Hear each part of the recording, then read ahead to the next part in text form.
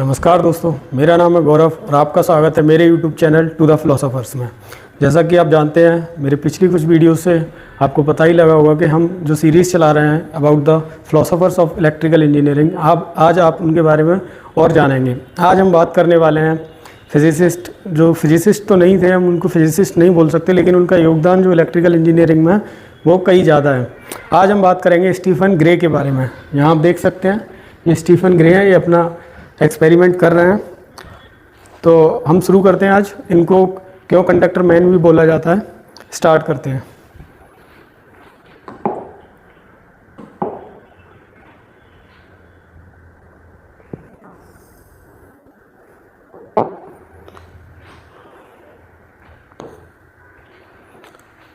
The amateur scientist, इनको amateur scientist क्यों बोलते थे?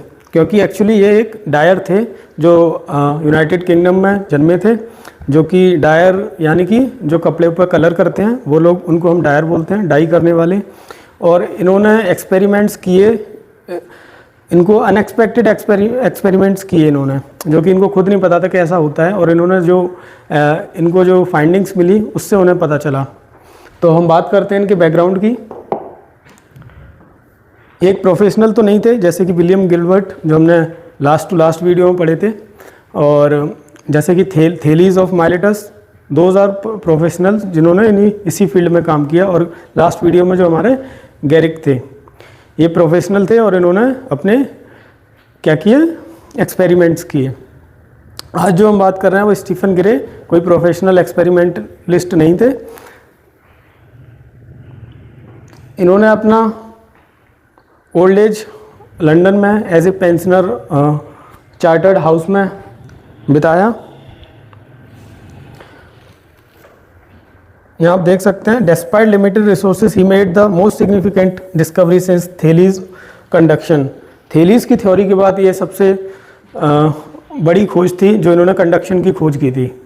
कंडक्शन आप जानते हैं, नहीं जानते तो मैं आपको बताता हूँ। कंडक्शन, जब एक बॉडी से दूसरी बॉडी पर चार्ज चला जाता है, वो दूसरी बॉडी भी उसको कंडक्ट कर लेती है, उसको बोलते हैं conduction. The process of transferring charges from one object to another is conduction. जब किसी भी बॉडी पर चार्ज की स्थिति बन जाती है, the body is able to conduct the electrical charge और करंट, उस प्रोसेस को हम बोलते हैं कंडक्शन। हम आगे थोड़ा और जानते हैं। ये जो इमेज आप देख रहे हैं, ये इमेज इनके चार्टर हाउस की है, जहाँ ये रहते थे अपने बाकी के दिनों में।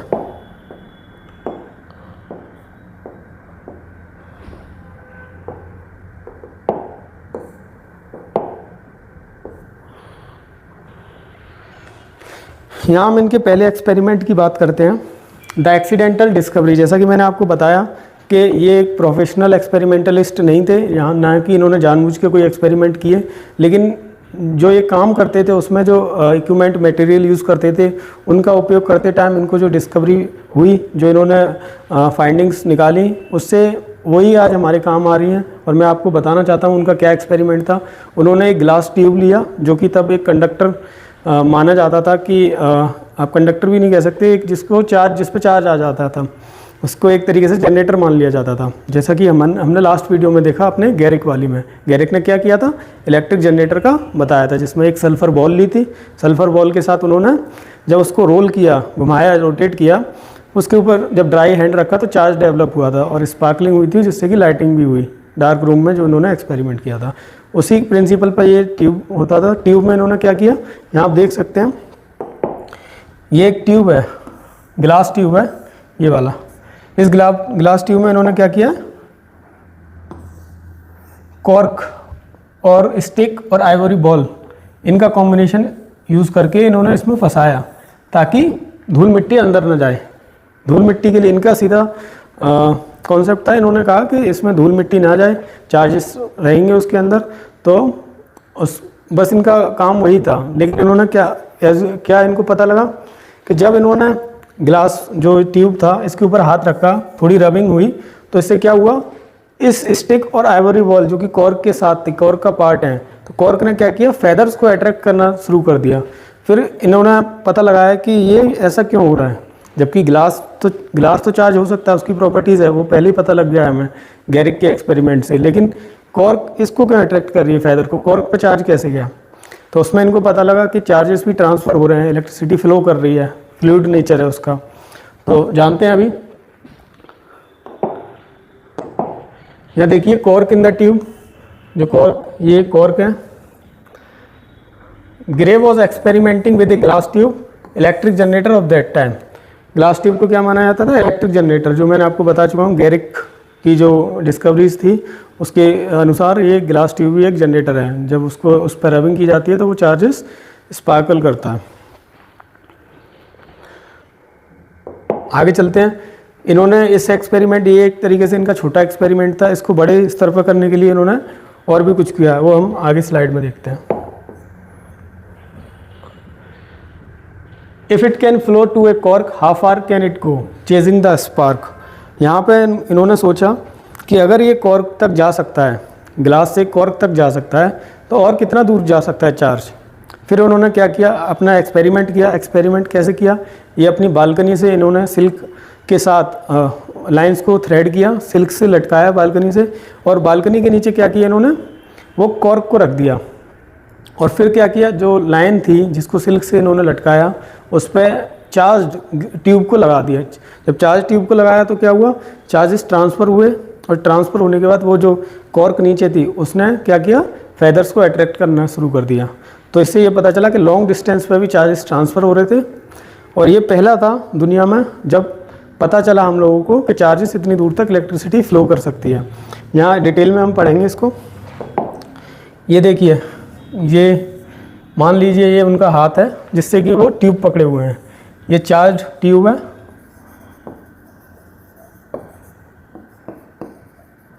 ये चार्ज ट्यूब है। ये जो लाइन है, ये लाइन मूव होके जा रही है उनके बालकनी तक, मान लीजिए बालकनी तक जा रही है। यहाँ पे ये व्यू बस दिखाने के लिए बनाया गया है, यहाँ बालकनी वगैरह नहीं बनाई, नहीं तो 3D एलिवेशन बनाना पड़ता। तो यहाँ सीधा सीधा ये बालकनी में खड़े हैं। यहाँ पे इन्होंने बालकनी से अपना ये लाइन को रन किया। ये इन्होंने हैंग करा है सिल्क से, सिल्क का जो थ्रेड था उससे इसको हैंग किया। और यहाँ पे इन्होंने क्या किया, पाइवोट कर दिया किसको, कॉर्क को लटका दिया। कॉर्क को लटकाया, यहाँ पे कुछ इन्होंने ये टेबल टाइप रखी और इसके ऊपर फेदर्स रख दिए। फेदर्स रखने के बाद इनको पता चला कि जब यहाँ पे ये चार्ज ट्यूब लगाया, ट्यूब लगाने के बाद यहाँ क्या हुआ, इस जो कॉर्क थी इसने फेदर्स को क्या किया, अपनी तरफ अट्रैक्ट किया। क्या किया, अपनी तरफ अट्रैक्ट किया। तब इनको पता चला, इनको क्या, पूरे ह्यूमन काइंड को पता चला कि electricity can travel through long distances. जो हम कॉन्सेप्ट पढ़ते हैं आज, ट्रांसमिशन, डिस्ट्रीब्यूशन ऑफ एनर्जी और इंसुलेशन ऑफ कंडक्टर्स, वो सारे इन्हीं के सिद्धांत थे। पहली बार ही हमें दुनिया को पता चला इलेक्ट्रिसिटी के इस सिद्धांत के बारे में कि चार्ज को स्टोर कैसे किया जा सकता है। इंसुलेटर लगा देते हैं, वायर्स पे इंसुलेशन लगा देते हैं तो चार्जेस बाहर नहीं जाते। That was the motive of that time, और ये पहली बार ही हमें पता लगा था। आगे और भी जानते हैं इस बारे में।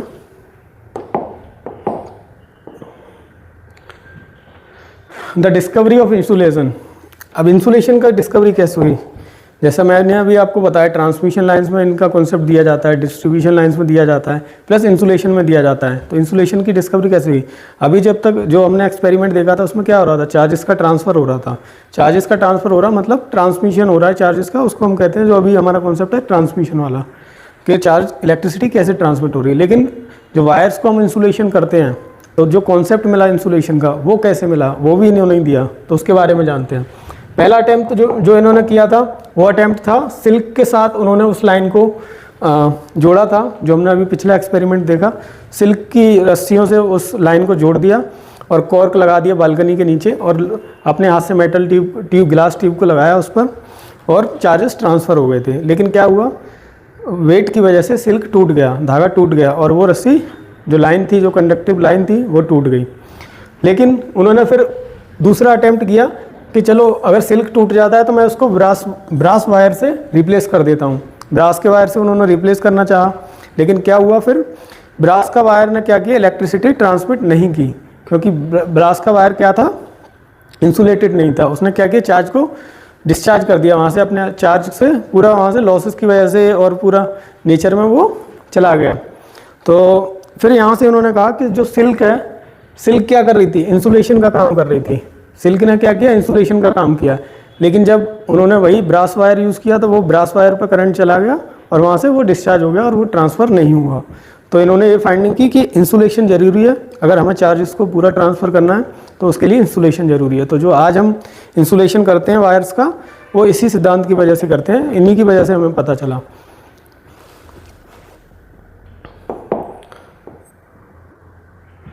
यहाँ हम एक और चीज़ जानेंगे इनके बारे में, जैसा कि गैरिक ने, जो हमारे लास्ट फिजिसिस्ट थे ओटो वॉन गैरिक, जिन्होंने कॉन्सेप्ट दिया था कि metals, human body are non electrics. उन्होंने ये कॉन्सेप्ट इसलिए दिया क्योंकि हम लोग चार्ज को कंडक्ट कर देते हैं लेकिन चार्ज को स्टोर नहीं कर पाते। उन्होंने जो चार्ज को स्टोर कर लेते हैं मटेरियल्स, उनको वो बोला कंडक्टिव इलेक्ट्रिक्स। लेकिन ये क्या है, आज की दुनिया में ये कॉन्सेप्ट गलत है। और जो वो किसने प्रूव किया? स्टीवन। तो हम जानते हैं यहाँ पर, देखिए कंडक्टर्स जो गैरिक के हिसाब से नॉन इलेक्ट्रिक थे, इंसुलेटर्स जो गैरिक के हिसाब से इलेक्ट्रिक थे। लेकिन जो कंडक्टर्स की राइट डेफिनेशन दी वो किसने दी? स्टीफन ने। इंसुलेटर्स की राइट डेफिनेशन दी वो किसने दी? स्टीफन ने। तो इनके हिसाब से इन्होंने जो आज हम जानते हैं कंडक्टर और इंसुलेटर्स के बारे में, वही इन्होंने अभी बताया। तो देखिए इनकी क्या थ्योरी थी। Materials that allow the fluid to flow freely, जिन मटेरियल्स में इलेक्ट्रिसिटी या फ्लूइड फ्लो कर जाएगा फ्रीली, वही होंगे कंडक्टर्स। उन्होंने फ्लूइड कहा था इसको कि यहाँ पे बिजली बहती है, ऐसा। अभी हम जानते हैं कि इलेक्ट्रॉन्स फ्लो करते हैं। Material that stop the flow are insulators, ये भी इन्होंने कहा स्टीफन ने। ये सारे स्टीफन्स के पॉइंट्स हैं। Gray realized that metals, the human body, wet, thread are excellent conductors. Stephen Gray ने क्या किया, उन्होंने पता लगाया कि ये जो सारी चीज़ें हैं जिनको इंसुलेटर्स बताया था गैरिक ने, वो सारे ही कंडक्टर्स हैं, क्योंकि वो चार्जेस को ट्रांसफ़र कर रहे हैं और वही कंडक्टर्स की प्रॉपर्टीज़ होगी। सिल्क, ग्लास, रेजिन, हेयर, ये सारे ही इंसुलेटर्स हैं, ये भी इन्होंने बताया। जबकि जो गैरिक के हिसाब से ये क्या थे? कंडक्टर्स थे, क्योंकि ये चार्ज को एक्यूमुलेट कर रहे थे, चार्जेस इन पर आ रहा था। आगे चलते हैं हम। यहाँ जो मैंने अभी आपको बताया कि ट्रांसमिशन और इंसुलेशन का कॉन्सेप्ट स्टीफन हॉक ने ही दिया था, क्योंकि जो इन्होंने एक्सपेरिमेंट किए, एक कॉर्क वाला एक्सपेरिमेंट और एक ये इससे पहले वाला एक्सपेरिमेंट, उन दोनों ने ही बताया कि इंसुलेशन कितना ज़रूरी है और ट्रांसमिशन ऑफ चार्जेस कैसे होता है। तो जो आज हम पढ़ते हैं ट्रांसमिशन लाइंस में, डिस्ट्रीब्यूशन लाइंस में और इंसुलेटर्स के बारे में कि इंसुलेशन क्यों किया जाता है, वो सारे कॉन्सेप्ट किसने दिए? स्टीफन हॉक ने दिए।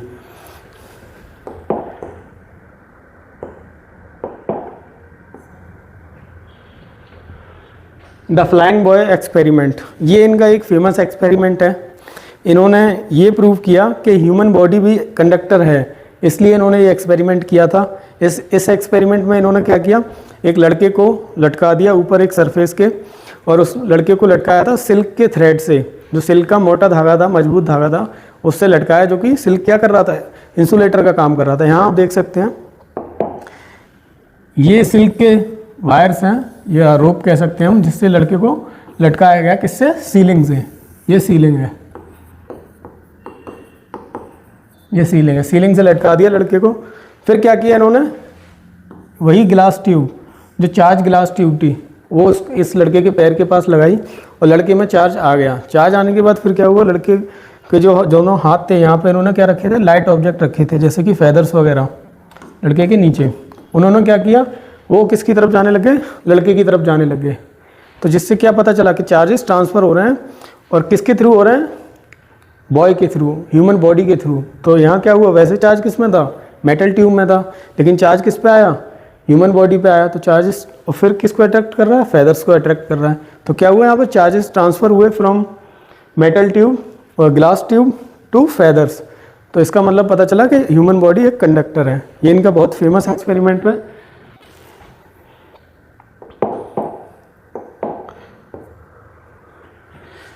ये बताया गया था, electric virtue may be carried to the greatest distance. जो ट्रांसमिशन का कॉन्सेप्ट है, वही उसी के बारे में इन्होंने लिखा है। ये स्टीफन हॉक का ही थॉट है, जो इन्होंने लिखा था कि जो इलेक्ट्रिसिटी है, जो चार्जेस हैं, उनको हम लॉन्गर डिस्टेंस पर ट्रैवल करा सकते हैं। उनके जो एक्सपेरिमेंट थे वो यहीं तक सीमित थे, लेकिन उन्होंने अपनी बुक्स में लिखा, ये चीज़ अपने बारे में बताया।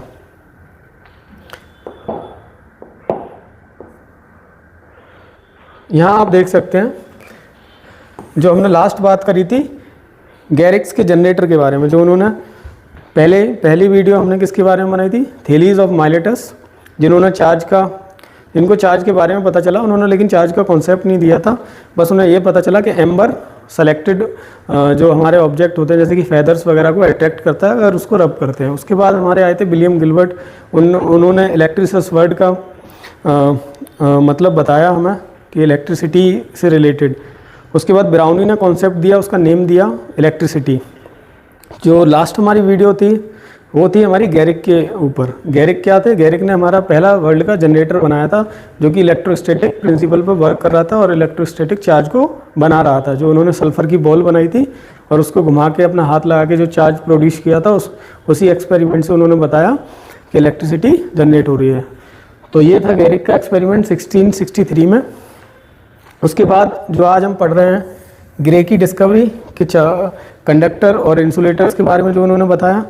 और जो नेक्स्ट हमारे फिजिसिस्ट आएंगे वो आएंगे डू फेज, जिन्होंने टू फ्लूइड की थ्योरी दी, दो फ्लूइड्स की थ्योरी दी जिसमें उन्होंने बताया कि चार्जेस कैसे फ्लो करता है।